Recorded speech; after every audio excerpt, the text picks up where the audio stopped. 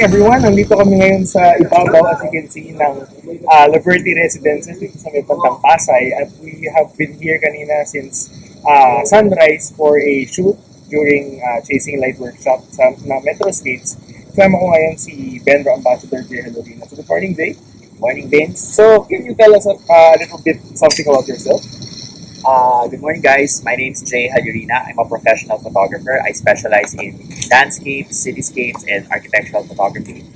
And I'm also a photography instructor of Chasing Light, as well as a tour organizer. I organize photo tours to various locations here in the Philippines. And I'm also one of Canon's brand ambassadors. And as Vince said, I'm also a Benro Ambassador. So yun nga. As mentioned kanina rin, di ba?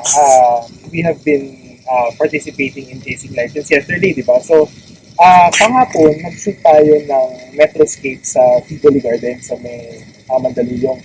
Ngayon namang umaga, nandito naman kami sa Laverde Residences for a sunrise shoot. So, nakikita nyo naman ang aming background is yung aming Makati skyline. So, bakit nga ba Metroscapes ang ating ngayon, ang ating sinushoot ngayon? Okay, so for almost nearly 10 years, 8 years, 9 years that we've been doing Chasing Light, we've always shot in wilderness, coastal landscapes, yung talagang natural countryside, kumbaga countryscapes yun. And over the years, we've read the market, and most of the participants then are getting busier and busier with so many things to do, and then some of them are really not willing to go out on location. We've done Chasing Light in Batangas, in Bataan, in Aurora. All these places are a couple of hours drive at least from Metro Manila. So all these participants who were telling us, and some of the new ones are parang, can you do a workshop here in Manila? Okay. And so we decided to just try this idea of doing Chasing Light. We were thinking now we could just adapt into the city environment, but as I was doing it, as I was writing the workshop, it became apparent that it has to be its own. You have to do the workshop, not just adapt what you know about landscape, shooting rocks and water, and adapt it to shooting cityscapes. You have to come up with a new thing. So that's why we nabuo tong Chasing Light Metroscape. It's the principles of landscape photography, but really with all the nuances, lahat ng parang detalye at specific things para sa pag-shoot ng mga buildings and skylines. So, ano siya talaga, kumbaga parang game changer siya in terms of do sa mga yes, because workshops na I think that not only in terms of the workshops that we do, but also I don't think there's something like this here in the country now. And I've just announced the second batch, and that's almost full. So I can see that there's really interest in this form of photography. And you might understand, Vince, that the Philippines and our country is in an economic upswing. So we're seeing plenty of developments. There's a lot of cranes going around, and a couple of years ago, di ba, hindi pa masyadong dense yung Metro Manila. Pero ngayon, di ba, every year there are like dozens of buildings coming up. So really, it's really exciting times for photography, especially for urban and cityscape photographers. Para sa iyo naman, ngayon ba nag-shoot na tayo? Ano ba yung mga gamit ng equipment?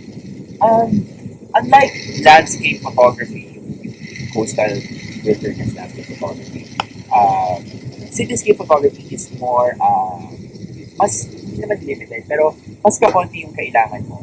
Really nakadepend yan sa camera and sa lens. As I was explaining in the workshop, you really need a good combination of a ultra-wide lens and a zoom lens, because when you're on a location, you just can't basically shift your composition radically like that, because like we're here now, it looks like a wide space, but actually when we're shooting a huge vista like this, there's really no way for us to change our vantage point just like that. So it really depends on primarily the camera and the lenses that we're using. Aside from that, I really think that you should do this kind of photography handheld, and that's why you really need a tripod to be able to really come up with amazing and well composed as well as very detailed and sharp images. ano ba yung usually yung particular na tripod mo? I see na parang Okay, medyo this kakaiba is siya. the Benro System Go Plus Classic. This is the new version of the System Go. Yung Benro kasi alam naman natin, di ba? They came up with this design where the center column can be split on a horizontal. This is useful for making overhead product shots. But for cityscapes, I think I'm displaying it here.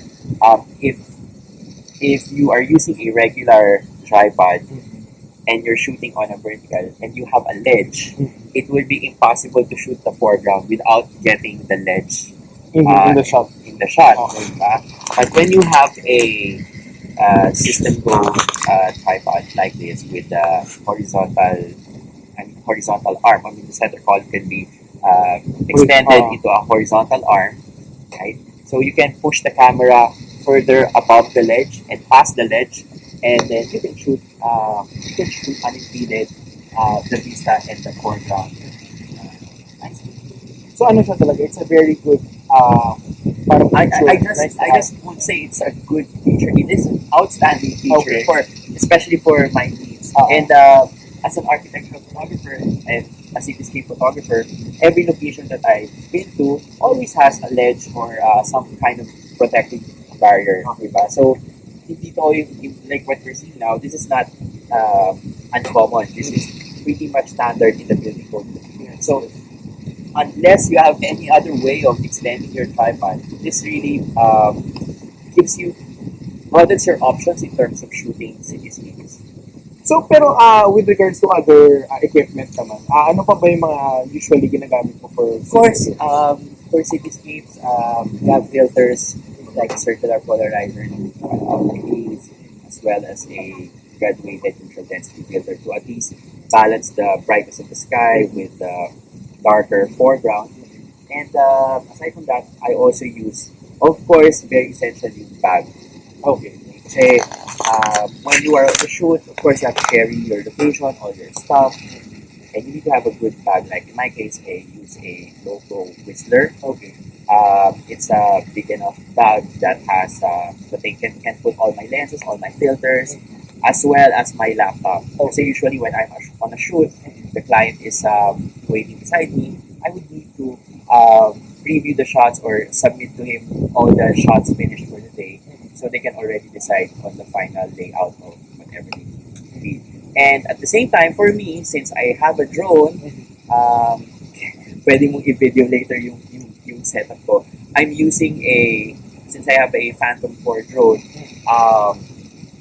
I'm using a LowPro CS Drone Guard, right? Drone Guard CS 400. So I'm using a LowPro Drone Guard CS 400 because not only can it accommodate my drone, the controller, 4 batteries, but it can also fit my full frame, my Canon 5D Mark III with a 7200 lens, which is a big lens, my filters, as well as a wide lens. So it's an all-in-one bag. Okay? So I really like that bag because instead of carrying 2 bags, I just have 1 backpack with me with all I need for typical 6 So talagang ano siya, perfect for your needs. Yes, Talaga. I would So, say so. do you have any last words for sa mga photographers who want to get started on cityscape photography? Okay, guys. I know that for many photographers, they learn all this. They learn photography via things they read online, and there's nothing wrong with that. I think it's a good start because it's free. The information is out there. The problem is, so many information, so many different sources. Na sometimes these advices are conflicting. Yeah. And sometimes the advice that you read may not be applicable to your situation or to your learning curve. Okay, so that's why I recommend that if you really are serious or you want to learn more about this kind of photography, you attend workshops. And it's not that I'm selling the workshop, but as I said earlier, I think this is the only workshop that does this.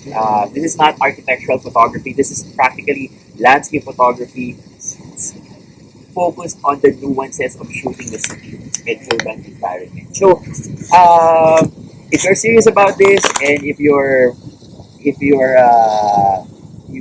see a breathtaking cityscape and you want to learn how to really master that art of photography, I invite you to join our upcoming Chasing Light Metroscapes workshop. And also, if you're really serious about this, you really need to invest in the best gear possible. Because, guys, let's face it, we don't have the luxury of going back to private location like this one. This is not open to the public. I mean, you only have very few instances where you can climb up all these high rises. Diba? Pag na-invite ka, it's not to be expected that you can be invited again, or you can just march your way up, diba? So the opportunities are very rare. Sayang eh. So make use of those opportunities by ensuring that you have the best gear, that you have not just the best gear, but the right gear. Kasi it's really frustrating when you go to a place and you have that opportunity, ang ganda ng sunrise, ganda ng sunset, and the colors are really amazing, and then your gear just fails you, or you can't execute your vision, your photographic idea because your gear, or let's say you have a bag, but your bag just fails you On the way up to the building, biglang pumalas. Diba? There's so many things that can go wrong. So, research, read reviews, and get the best gear that you can afford. Siyempre, lalo yung mga ganitong klaseng tripod. Lalo na yung Benro. Alam mo, hindi naman dahil Benro Ambassador ako. I've been using Benro long before I got invited to represent the brand. But for me kasi, actually, the Benro nun, di ba, parang hindi pa nga siya kilala. It's not a known brand, yes, like almost 10 years ago. But slowly but surely, the brand has proven itself to be not only cost-effective, but also innovative. And at the same time, yun yung pinaka-importante, yung durability. Matibay siya. Okay? Especially yung mga new models, matibay siya, tapos magaan. Yun, may mga features siya na katulad nito. So, these are the things that we look for in a tripod, and then we find them at a price that's really affordable and right on the money. So, yun, very nice. No, ayun nga guys, kung meron nga kayong mga other questions regarding sa mga na-mention namin products, especially itong System Go, yung Low Pro na Whistler 400, saka yung Drone Guard 400 ni Low Pro din for the drones, you can also always contact us through our Facebook pages, and we'll be very happy to answer your inquiry. So, once again, thank you, Jay, for this time, for this opportunity, and this wonderful view that we have. Guys, pwede ba ako mag-invite, please? Please follow me on Instagram, Jay Jallorina. Please like my Facebook page, Jay Jallorina Photography. I have also a website, www.jayjallorina.com. And if you have any questions on landscape photography or photography in general, or business, yes, business and photography, pricing, that kind, my experiences on that, just contact me through my Facebook, as well as if you have someone you for an inspirational photography, yes, you can also contact me. Okay, so as well, guys, let's also support Lightroom Corporation and all their products, because they really bring in innovative and, as I said, cost-effective products that are really valuable for us photographers. So, Vince, maraming salamat. Maraming salamat. Naging host ah. Thank you so much. Thank you so much. Thank you, everyone. So, thank you once again, and have a good day.